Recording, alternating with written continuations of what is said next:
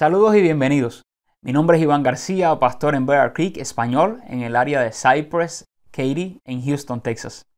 Bienvenidos una vez más a la serie Crecer para Ganar. Yo quiero comenzar con dos interrogantes. ¿Qué nos ocurre a nosotros cuando somos capaces de juzgar, evaluar y poner en perspectiva situaciones ajenas, pero no nos damos cuenta de nuestras propias injusticias o errores? ¿Es posible señalar y juzgar errores ajenos al propio tiempo que nosotros mismos estamos incurriendo en equivocaciones incluso de mayor grado? La respuesta es sí. Y el propio Señor Jesucristo nos advierte en Mateo capítulo 7, versículos del 3 hasta el 4, preguntando también, ¿por qué te fijas en lo malo que hacen otros y no te das cuenta de las muchas cosas malas que haces tú? Dice el Señor Jesús, esto es como si te fijaras que en el ojo del otro hay una basurita y no te dieras cuenta de que en tu propio ojo hay una rama. ¿Cómo te atreves a decirle a otro, déjame sacarte la basurita que tienes en el ojo, si en tu ojo tienes una rama? Estas preguntas y las declaraciones del Señor Jesucristo nos demuestran que en nosotros los seres humanos efectivamente existe la capacidad de encontrar errores en otros con una ligereza inmensa y al propio tiempo no ser capaces de mirar o de reconocer nuestras propias imperfecciones. La autoconciencia es una de las características fundamentales con las que Dios nos creó y que incluso nos distingue muchísimo de los animales. El ser humano, tú y yo, somos un ser inteligente. Dios nos creó con la capacidad de razonar, de evaluar, incluso de reflexionar, pero también de investigar, de comparar, de aceptar, de rechazar, de simpatizar y hasta de ser estimulados en el pensamiento crítico y llegar a sacar nuestras propias conclusiones. Leyendo a un teólogo y escritor de apellido Conner, leí esta cita de él. El hombre no solamente tiene el poder de la conciencia, el hombre tiene el poder también de la conciencia de sí mismo. Él tiene el poder de hacer de su persona un objeto de pensamiento. Es decir, tú y yo tenemos el poder de conocernos a nosotros mismos en relación con el mundo en el cual vivimos e incluso en relación con otras personas. Este gran teólogo dijo, ningún perro o caballo o mono ha mostrado nunca alguna señal de tal aptitud. Y ahí termina su cita. Entonces yo pregunto, ¿cuándo es que tú y yo y el resto de los seres humanos empezamos a ser conscientes de nosotros mismos? La conciencia de ti mismo, según algunos expertos, es algo que se descubre más o menos a los 2 años después que hemos nacido. Ese es el día que por primera vez nos vemos reflejados en un espejo y nos reconocemos. Es ese el instante en que comenzamos a ser conscientes de nuestros pensamientos, de nuestros sentimientos e incluso de las sensaciones que nos provoca el medio que nos rodea, el ambiente donde nos desarrollamos. Pero bien, ¿por qué es importante la autoconciencia? ¿Y cómo ella nos puede ayudar a crecer? Bueno, porque nos permite observarnos y evaluarnos a nosotros mismos con claridad. La autoconciencia es sumamente importante porque nos ayuda incluso a depender más de Dios para que nosotros reconozcamos nuestras propias debilidades. La Biblia declara, ¿quién podrá entender sus propios errores? Y termina el salmista diciendo, Dios, líbrame de los errores que me son ocultos. ¿Por qué es importante la autoconciencia? Pues porque tú y yo somos humanos, por tanto nos equivocamos y necesitamos reconocer cuando estamos andando por un camino que no es correcto.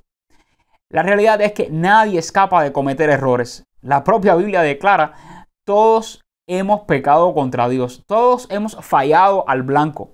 ¿Por qué es importante la autoconciencia? Porque el ser conscientes de que estamos actuando o pensando de manera incorrecta nos ayuda a poder hacer correcciones e incluso a evitar muchos sufrimientos en la vida.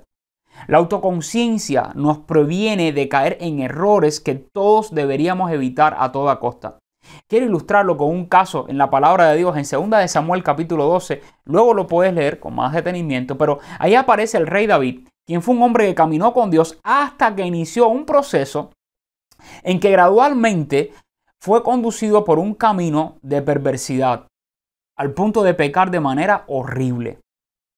Pero ¿cuáles fueron los pasos que nos demuestran la manera en que el rey David fue perdiendo la conciencia de sí mismo? Pongan mucha atención. No estoy hablando aquí de un evento o de un hecho aislado lo que provocó la caída moral del rey David, sino que David poco a poco fue andando en una senda. Algo que le tomó dar un paso y luego otro paso y otro paso más que lo ponía en mayor riesgo. No ser autoconscientes de nuestros horrores o de la manera incorrecta en que estamos actuando significa que estamos dando pasos en una trayectoria dañina que nos conduce a un final lleno de infelicidad. Cuando tú y yo no somos conscientes de nuestros errores, entonces llegamos a anidar en nuestra mente pensamientos pecaminosos. Pero también comenzamos a alimentar intenciones que no son sanas. Podemos incluso llegar a adoptar tendencias de pensamiento que nos conducen a hacer lo malo. Lo que está en tu mente, comienzas a verbalizarlo y expresarlo. El pecado incluso puede llegar a convertirse en hábito cuando pierdes tu autoconciencia. Cuando no estás siendo autoconsciente de lo que estás haciendo, pensando, diciendo, estás entonces comenzando a mostrar patrones de conducta muy sospechosos. Y hasta comienzas a tomar decisiones equivocadas. En el caso de David, la Biblia nos describe todos los malos pasos que de manera progresiva condujeron al rey a una gran derrota espiritual y luego a sufrir consecuencias muy dolorosas. Si tú lees en 2 de Samuel capítulo 11, en el versículo 1 comienza así: mientras otros estaban ocupados en la guerra, se nos señala que el rey estaba ocioso y distraído. Se dice que David se había quedado en Jerusalén cuando sus ejércitos estaban en la guerra. En el versículo 2 se nos narra que después de haberse levantado de su cama una tarde, salió a su balcón, a su terraza, y desde allí observó a una mujer muy hermosa que se estaba bañando. La Biblia nos descubre que David miró y observó donde no debía. Luego en el versículo 3 se nos narra que inmediatamente envió a preguntar por aquella mujer que había visto. Él no tuvo fuerzas para huir de la tentación y entonces demostró un interés muy marcado en saber más de aquella mujer. En el versículo 3 se nos describe que David recibe un reporte de que la mujer a la que él había visto y que le llamó la atención estaba casada. Y esta fue una buena oportunidad para que él pudiera abandonar sus pensamientos pecaminosos. Sin embargo, dio otro paso muy equivocado. En el versículo 4, la Biblia nos dice que David entonces envió mensajeros y que tomó a aquella mujer. Así que no solo la vio, no solo la deseó en su corazón, sino que provocó un mayor acercamiento y hasta incluso la mandó a traer con mensajeros. El versículo 4 nos describe el clímax de sus malos pasos. Ella vino a él y él durmió con ella. Así que consumó su pecado en una relación pecaminosa. El versículo 5 dice que la embarazó. Y a partir del versículo 6 la Biblia nos dice que mandó a buscar al marido de aquella mujer para intentar que él se acostara con ella y hacerle pensar tanto a él y a todos los demás que ahora el hijo que traía esa mujer en su vientre pertenecía a su matrimonio legítimo. Así que David toma un paso más, incluso más arriesgado, para ocultar su pecado. Y no solo eso, engañar a muchas otras gentes. Los versículos del 9 al 12 nos dicen que Urías, el esposo de esa mujer, por honor y respeto al rey y a sus compañeros de lucha, evita disfrutar de la compañía de su esposa. Él es un soldado que demuestra incluso más honor por su misión y respeto por su gente que el rey, quien era el comandante en jefe. En el versículo número 13, David está invitando a Urías a comer.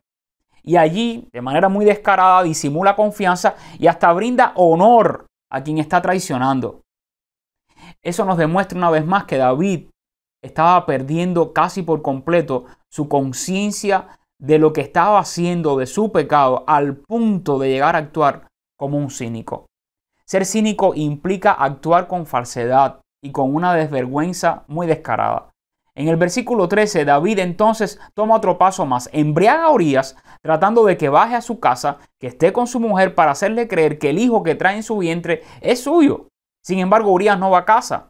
David se arriesga a tomar otro paso de encubrimiento de pecado con absoluta intención. Y en los versículos del 14 al 15 se describe cómo David envió una carta a Joab, quien estaba al frente del ejército, para que Urías sea puesto en lo más difícil de la batalla, sea dejado solo allí y muriera en manos del ejército enemigo. Así que David no solo llega a codiciar a una mujer ajena, sino que la trae a su cama, la embaraza, intenta que el marido esté con ella para hacerle creer que ese era su hijo, y ahora toma otro paso en el camino de perversidad y revela su deseo de provocar la muerte de un hombre inocente. En el versículo 17, la Biblia dice que Urías muere en la batalla. Por lo tanto, aquel evento convierte al rey David en un asesino. Y David manda decir a Joab: no tengas pesar por esto. Se muestra totalmente indolente ante la desgracia ajena causada por su propio pecado. Este hombre, a causa de su conciencia endurecida, llegó a perder la vergüenza. En el versículo 27 entonces dice que trae a la viuda de Urías a su casa y la hace su mujer. Pero es importante que en esa última parte del versículo 27 la Biblia nos deja muy en claro: mas esto que David había hecho fue desagradable ante los ojos de Jehová Dios. Así que aunque el pecado y la falta de conciencia en lo que estamos haciendo y decimos nos ofrece placeres momentáneos, es importante que sepas que finalmente causa intenso dolor, desgracias y mucho sufrimiento. Por lo tanto, tú y yo, todos nosotros, deberíamos evitar caer en algo semejante y a tiempo corregir nuestros pensamientos e intenciones torcidas. Por lo tanto, eso demanda autoconciencia. Pero ¿cómo podemos tú y yo crecer en autoconciencia? Bueno, primero siendo humildes y escuchando con atención la voz de Dios a través de la Biblia. La palabra de Dios es viva y eficaz para transformar las vidas y también para despertar nuestra conciencia del pecado. La Biblia actúa como un espejo que nos permite mirar en nuestro interior y autoevaluarnos. Santiago 1, 23 al 25 dice: si alguno es oidor de la palabra, pero no hacedor de ella, este es semejante al hombre que considera en un espejo su rostro natural. Porque él se considera a sí mismo y se va y luego olvida cómo era. Mas el que mira atentamente en la perfecta ley, la de la libertad, y persevera en ella, no siendo oidor olvidadizo, sino hacedor de la obra, este será muy dichoso, es decir, bienaventurado en todo lo que hace. De ahí la importancia entonces de cómo la Biblia nos puede ayudar a mirarnos a nosotros mismos en nuestro interior y a reflexionar cómo están siendo nuestros pensamientos, nuestras intenciones y nuestras acciones. ¿De qué otra manera podemos tratar de desarrollar y crecer en nuestra autoconciencia? Bueno, pídele sabiduría a Dios para que te ayude a pensar con claridad y con una mentalidad de acuerdo a los valores de su palabra. También es importante que te muestres sensible a la obra del Espíritu Santo. Si es que eres un creyente, el Espíritu Santo vive en ti. Y dice la Biblia que el Espíritu Santo nos convence de nuestros pecados, nos confronta. Otro consejo importante es que reflexionemos y nos evaluemos a nosotros mismos basado en los valores éticos que enseña la palabra de Dios. Al propio tiempo, nosotros deberíamos brindarle confianza y libertad a nuestros amigos o algún mentor para que ellos nos enseñen y nos corrigen. Relaciona también las enseñanzas que escuchas con tu realidad y piensa en las maneras en que todo eso te puede ayudar a crecer.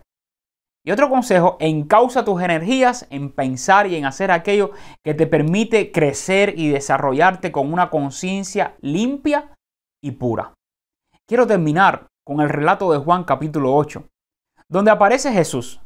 Jesús siendo presionado por un grupo de escribas y fariseos, personas que conocían la ley, para que Jesús juzgue con severidad a una mujer que había acabado de ser sorprendida en el mismo momento en que le estaba siendo infiel a su marido.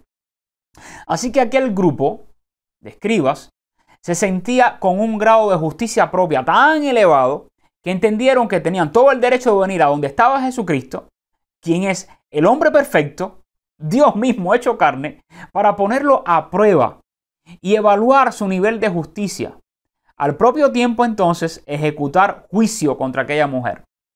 Y esto es lo que la Biblia nos dice. Entonces los escribas y los fariseos le trajeron una mujer sorprendida en adulterio. Y poniéndole en medio le dijeron: Maestro, hablándole a Jesús, esta mujer ha sido sorprendida en el acto mismo de adulterio. Y en la ley se nos mandó a apedrear a tales mujeres. Tú pues, ¿qué dices? Pero esto lo decían tentándole, para poder acusarle después. Dice la Biblia: pero Jesús, inclinado hacia el suelo, escribía en tierra con el dedo. Pero ellos, como insistieran en preguntarle, él se enderezó y les dijo: el que de vosotros esté sin pecado, sea el primero en arrojar la piedra contra ella.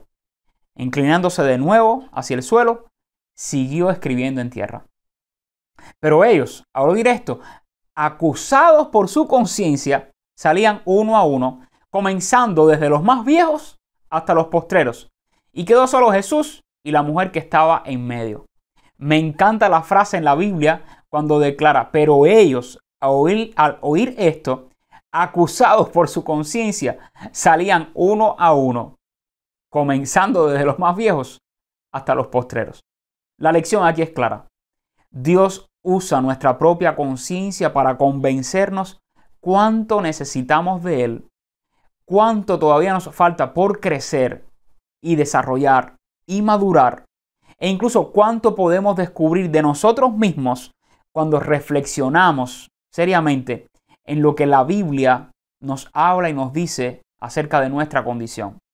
Entonces, mi desafío para ti hoy es motivarte a desarrollar más tu conciencia, la conciencia de ti mismo, que te va a ayudar a crecer y a conquistar un nuevo nivel de pensamiento y de conciencia en el que puedas declarar finalmente como el apóstol Pablo: cuando yo era niño, hablaba como niño, pensaba como niño, juzgaba como niño, mas cuando ya fui hombre, dejé lo que era de niño.